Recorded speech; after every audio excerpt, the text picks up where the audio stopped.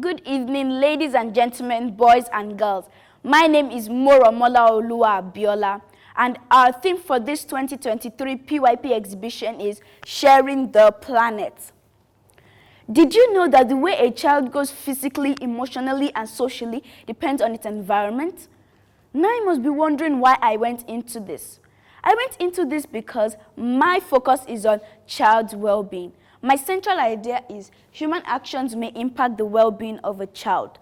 My lines of inquiry are what a child's well-being means, our responsibilities towards a child's well-being, and children's well-being may be impacted by human actions. My key concepts are form, responsibility, and perspective. Now you must be thinking, why did I go into this? I went into this because most times when I go out, I see children my age and even younger hawking, begging for money, and don't even have a comfortable place to sleep. So I decided in my own little way to try and help those around me and in my community. At the beginning of this project, I made a mind map showing the different things that came to my mind when I heard child's well-being.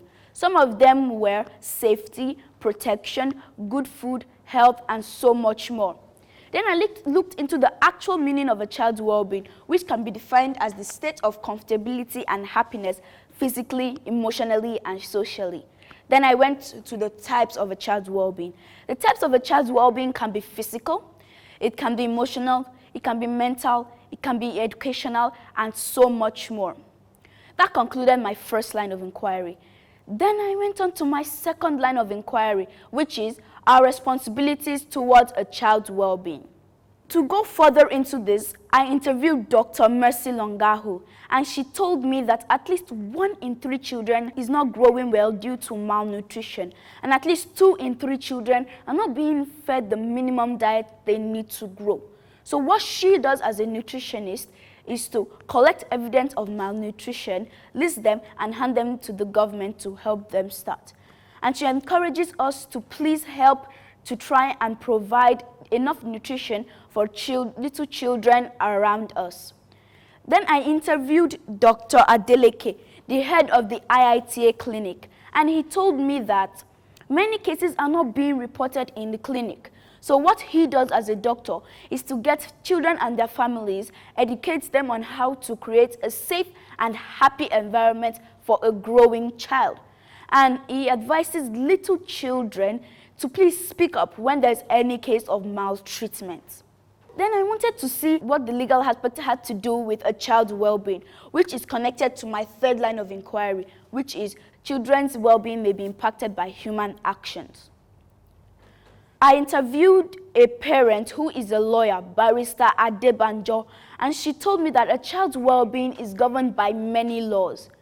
So if abused, could be imprisoned, asked to pay a fine, or as they do in most developed countries, the child could be removed from that setting, which could have a very bad impact on the child. The child may not be able to grow physically, mentally, emotionally, and will not be able to socialize very well with other kids and other people. After I had done all this, I thought, what could I do to help those in my community? So I decided to raise money for the less privileged children. In doing so, I was able to sell fruit smoothie to encourage healthy living and gather money to give less privileged children. So, after I had done all this, I also talked to the pre-kindergarten class to explain to them on proper hygiene and healthy living. At the end of the day, they drew some posters showing what they had learned. Some drew their favorite fruits, some drew their sponges, their toothbrushes, their soaps, and so much more. During all of this, I was able to construct a 3D model of a house to represent an ideal house for a child. And inside it, it has what an ideal home must have. An ideal home must provide healthy food, must be free for recreational activities, must have freedom of expression, must be safe, etc.